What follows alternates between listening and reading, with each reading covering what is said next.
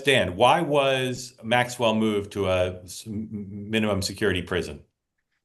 I'd like to know the answer. Sean, why was she moved? Again, I'd like to know the answer. I Okay. assume it's Okay. because some, No further but questions yeah. on that. Dan, why are the president and the speaker working so hard to stop further disclosure? Because they don't want names coming out.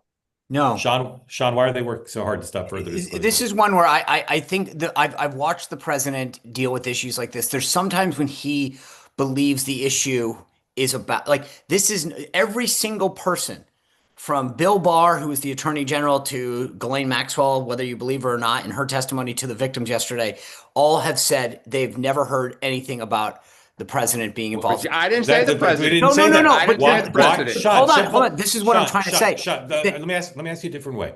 They claim they're against further disclosure. Either sometimes they say because we're already disclosing, and sometimes they say because we don't want to risk hurting the victims. The victims and accusers want it, number one. Right. Number two, they could redact. So I would stipulate that there's nothing on the public record that explains why they're fighting so hard for further disclosure. I'm with you. I guess what I was trying to say is that I believe that there is a perception that they somehow believe this is against them.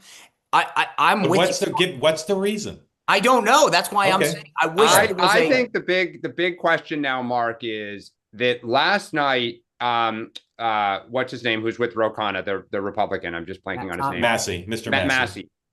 Made a comment that there's $2.5 million being spent against him by 3 Republicans. And he said on air, one of those Republicans is in the Epstein files. Yeah. And there is a report that's members of Congress, using the immunity that they have for the speech and debate clause, are going to start naming names of people. That will change the dynamic. I don't think it'll happen. I'll just urge everybody to remember there's a difference between unseemly and illegal.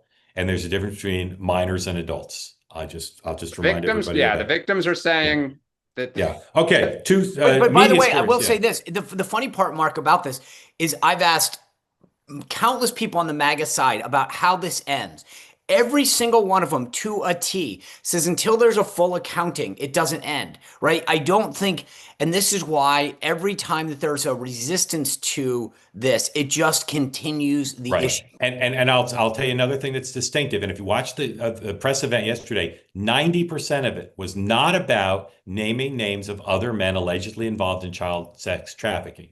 90% of it was accountability for how Maxwell and Epstein were treated by the legal process. And that is where I think we're headed next, because that is something that I think this administration might have an interest in covering up. Well, but also one of the things that was reported was, why everyone's talked about why Alex Acosta has not been questioned. He was the U.S. attorney. He's going to be. But it was the deputy attorney down there who was moving the case forward reportedly against 60 individuals and was stopped. And she has publicly said how outraged she was that she was stopped. That's where this may head.